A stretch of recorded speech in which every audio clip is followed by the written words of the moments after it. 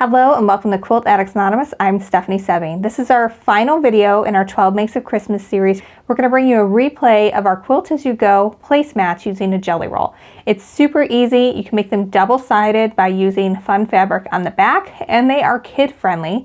I even did a redo of this video this year where I had my daughter sew them. She's 5. She used the sewing machine for the first time, and even she was able to make the placemats without too much trouble.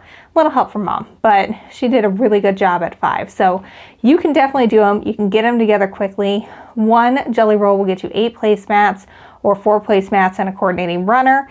And we've got lots of jelly rolls still at the shop to choose from. You can pick holiday or just anything that is fun and you want to put out on your table. All right, let's get on with the video. And remember, you can always get your supplies for this and the free pattern over at shop.quiltaddictsanonymous.com. So of course, step number 1 is getting into our strip roll. And in this one, I'm going to organize the strips by color, and I'm going to sort them out that way when I'm putting my strip together. We've got fuzz everywhere, all over this table. All right, so we've got, I would say these are more in the pink family. Let's put these here. Those are very pink. This is a darker purple, so we're going to keep that by itself. This is more of a medium purple. Let's see what else. We've got some periwinkle. I feel like that can go there as well. We have some good blues. That can be in another section. Some greens that we'll put in even another. This one to me is very dark, but not quite as dark as that. So let's give it its own place and maybe put it with these other grays and dark fabrics. These I feel like are going to fit better with that darker purple that we just had here, as well as this deep one I think will work well, and this one. So there's 3 distinct colorways that the faces are in, but there are really clear color divisions here. So we've got our grays and blacks, are more, I don't know, it's not quite magenta, but it's kind of purpley. And then more of a darker purple, sort of midnight. And then we've got our purples and periwinkles, our nice teals, and our hot greens. So when I cut these up, I'm gonna keep them in that order, and that way I can just kind of pull and get random color transitions as opposed to the same fabric in each order all the time. That'll make more sense when we get to it, I promise. I'm going to show you a super fast way to cut all these at once. So with the fabric, you should be able to get at least 40 inches out of each one of them. So I cut mine to 13.5 inches, or 13, whatever you can do. 13 is plenty. And that way you're going to have at least that much to be able to go across your placemat, and they can finish at 12 by 16, which is a perfect size to get a good dinner size plate on there. So to cut this all super fast, I'm going to show you how to cut multiple strips at once using the lines on your mat to measure. So what I'm doing is I am lining up all of my edges so that the selvage is hanging off the edge here, and then the fold needs to be beyond whatever half of 13 is, which, let me do some math in my head, 6.5 inches, so it needs to be going past 19.5 inches, which it is right here. So now I'm going to move up 2 inches. Line the next one up. I'm just going to keep going like that until I filled up all of my mat.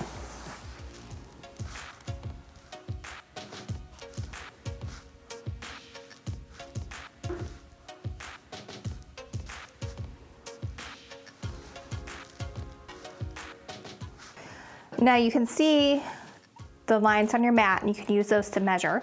So I want to cut at 13 inches.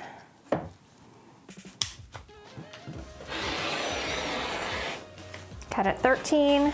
I'm also going to cut at 0, so I get a nice square edge here with no selvages.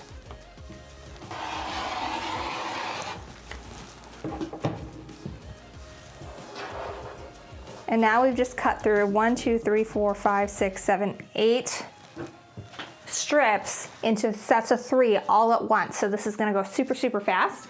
So at this point, I'm going to start organizing them. So you want to unfold the one that's on the edge. If it's obviously probably gonna be a little bit longer, but that's okay. This is not like a precision piecing project. This quilt as you go, it's fast. We're just gonna get it done. So I'm just unfolding and stacking by color, so that way I can arrange everything later. I'm not flipping it so that all the right sides are up, because we'll be able to do that when we go through everything later.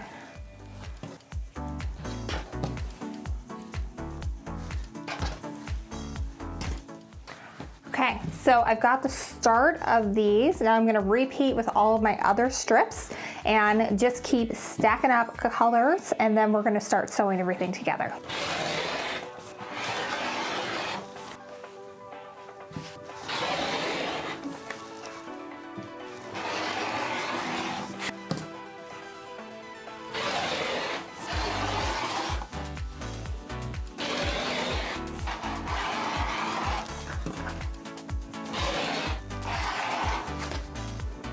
So in about 15 minutes, I've cut an entire jelly roll down by using that method and organized it in the color order I want to use. So I am ready to get going with this quilt. I'm gonna move this stuff to the side, and then we're gonna start pulling fabrics. So when I cut these, I did my best to get the face in the center. This would work with any really pretty fabric that you want on the back. It doesn't have to be as specific as this where you're trying to center it, but I just did my best. And I mean, it's gonna be a placemat. If it's not perfect, that's okay. There's gonna be a plate over her face anyway. So I'm gonna lay this so that the wrong side is up. Then I'm gonna get my batting scrap, and I'm going to lay that and smooth it out, kind of create my sandwich. You don't need to do anything to base this, because if you use cotton or 80-20 batting, then it's going to stick to the cotton below it. Like I'm lifting up the batting but not the backing, but everything is sticking really nicely. And we're gonna kind of reposition everything as we go, so this is a really fun, fast project. So I'm gonna start with my darkest strip, and I'm gonna lay that down even with the edge of my fabric, because at the end of this, we're gonna cut about 1 inch off all around, so it doesn't have to be totally perfect, but you do want it to be in line. Then I'm just gonna grab whatever's next, as long as it's not the same fabric. So if I were to have like another moth here, I would not do that. I would get something else. And then I'm gonna try to arrange it so that if there is a direction, that it's going the same way. So like right here, I've got a skull and the moth that's going this way, and there's a skull where the top of the head is this way. So I've got them in color order and in the order of direction as well. So now I'm gonna flip this so that it's right sides together. And now it's time to start sewing. Anytime I do anything related to quilting, I put my machiner's quilting gloves on. They've got little grips on the fingertips, which help me move the fabric really easily without a lot of fuss. So I have my walking foot on my machine, and then I have black thread in the top and in the bobbin, because you're going to see your piecing, because when we piece, we're also going to be quilting everything. So I want to roll this over so that it will fit nicely down the throat of my sewing machine. And then I'm just gonna arrange this so that it's nice and straight. If you wanted to pin the top and bottom so that it stays nice and parallel to your edges, you certainly can. I don't get too concerned about it, because, you know, if it's not perfectly straight, it's not perfectly straight, it's placemat. You know, it's not precision piecing for, you know, an heirloom quilt, but it is gonna be a pretty cool double-sided placemat when it's done. So I'm just making sure that my edges are nice and lined up here. And then on my walking foot, there is a metal piece that opens up where the feed dog comes in. And if I have the edge of the pinking even with where this metal is, then I sew a 1/4 inch seam. So that's always good to go. And that's just what I use as my guide. If you have a 1/4 inch foot where you can actually set a 1/4 inch seam on it, then that's really cool too, but it's not super necessary. So what I'm doing is I'm just sewing down the edges, trying to keep everything nice and even. Again, if you wanted to pin this, you certainly could. But what I'm doing is I'm making sure my edges stay even with my backing and my batting, and then that the edges of the fabric stay even too.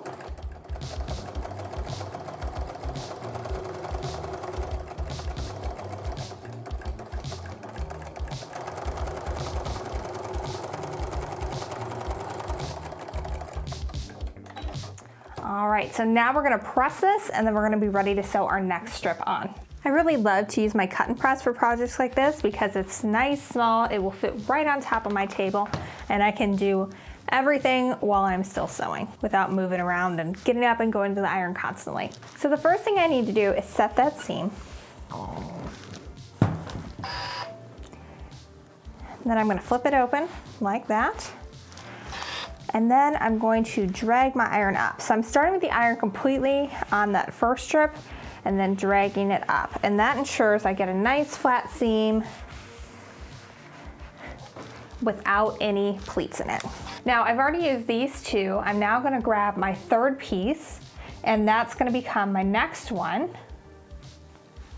So now I can just lay it right sides together.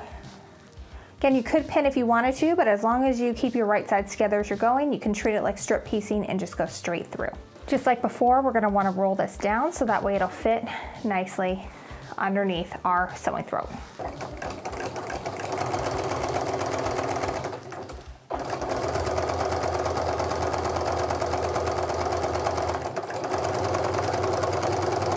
We are just gonna keep repeating this process of setting our seam, pressing the next one over until we have filled the entire placemat.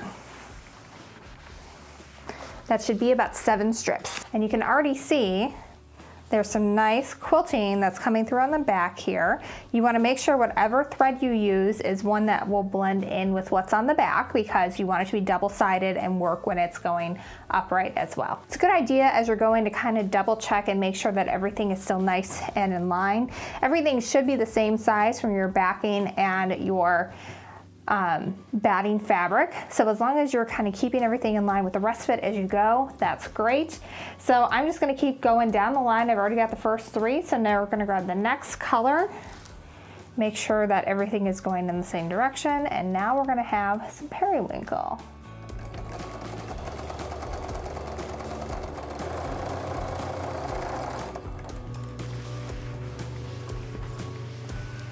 All right, so we've got my first strip where the eye would be next to the eye. I don't want that. So what I'm gonna do is I'm gonna take the one that's underneath it, which is this cool bat and moon print, and that way we'll use that one instead. And we'll still get the same colorway, but without having to repeat the same print next to each other for some fun variety.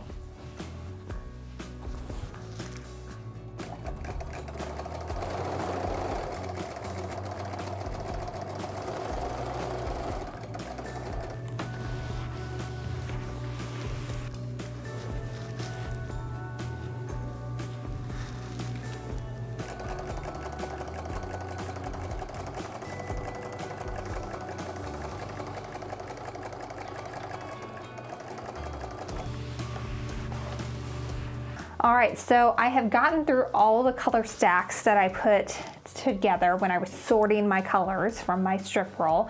So what I'm gonna do is I'm going to now go back to the first one, but I don't want to use the same fabric that I used before, which is this moth print. So what I'm going to do is I'm gonna grab all of the moth prints and I'm gonna put them down to the bottom. And so for this next round, I'm going to use what is actually the top of one of the lady's heads, but we can't see that. We just see the nice dark colors that go with that. And I'm gonna repeat that as I finish and keep going down. And I just kind of keep going in that order through all the placemats.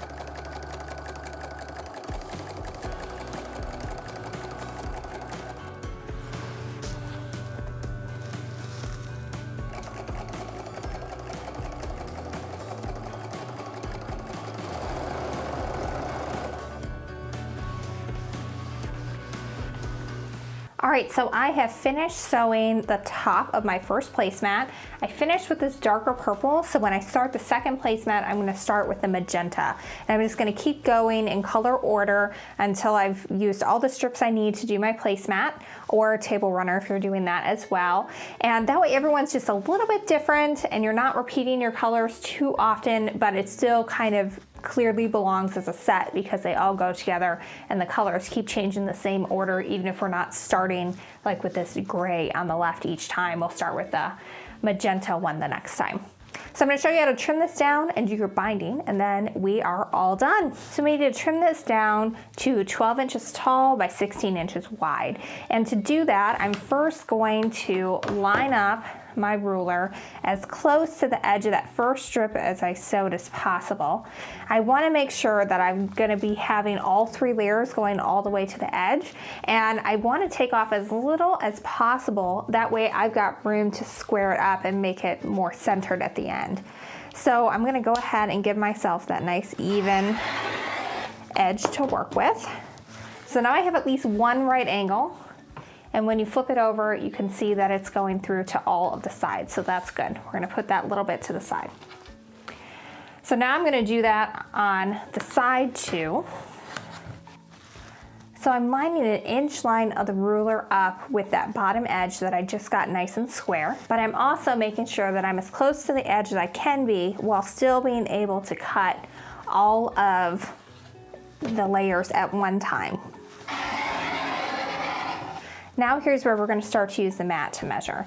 I'm flipping this around so that the edge that I just cut on the long side is even with the 0-inch mark on my ruler, and the top edge that we cut first is even with the top edge.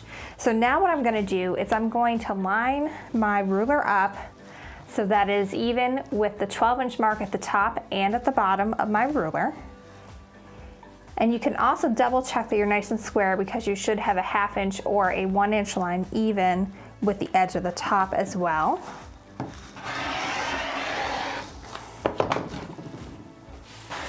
All right, so now we have placemats that are square on 2 sides and are exactly 12 inches square going down. So now we're gonna cut to 16. Now you can see that I'm actually going to about 16.5. So what I'm going to do is I'm going to do the same thing I just did before, where I'm going to cut as far down as I can, where I can still get through all 3 layers. I'm not really taking out very much at all, but at this point I want to be able to center it. So I'm at about 16.5 inches. So what I'm going to do is I'm going to take a 1/4 inch off of this side, and then I'm going to square it up again on the other side, and then I'll have about even amounts on both sides of my placemat, which will look very nice and symmetrical.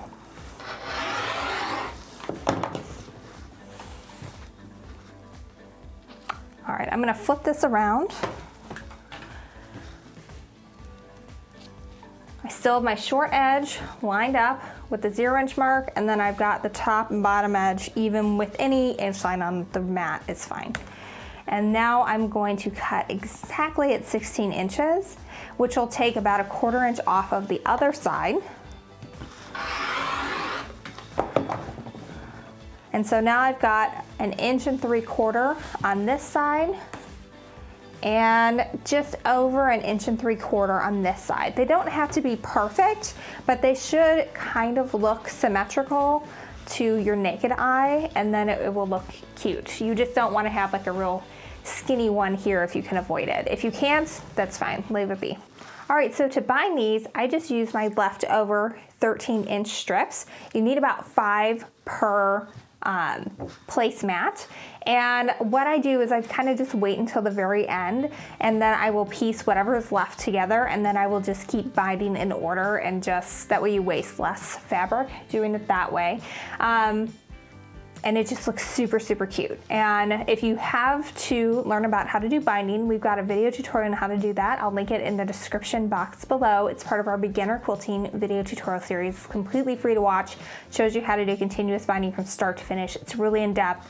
Go check it out. But what I do is I just grab these little pieces. The color changes more frequently. It looks really cool and it's super fun. So this is it. This is your reversible placemat. You have the front, and then on the back, we have this fabulous Tula lady, and it's nice and centered. We've got some nice coordinating thread that's going through there.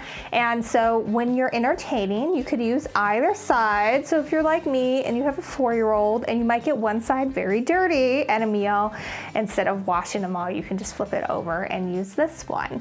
And so really fun. I'm gonna get these finished so that way I can show you guys a nice little photo of what they look like at the very very end, but that's it. That's all you have to do. So just go make a whole bunch more.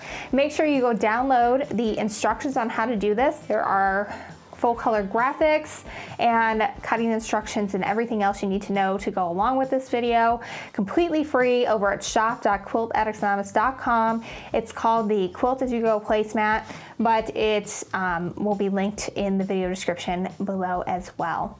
Thanks so much for following along. If you enjoyed this video, we have lots of others. Make sure you subscribe to our channel. We're uploading new video tutorials every week. Plus there are hundreds of old ones that you can choose from. So lots of really great stuff. Make sure you also hit the bell notification so that way you're notified every single time something new is up. Thanks for following along and happy quilting.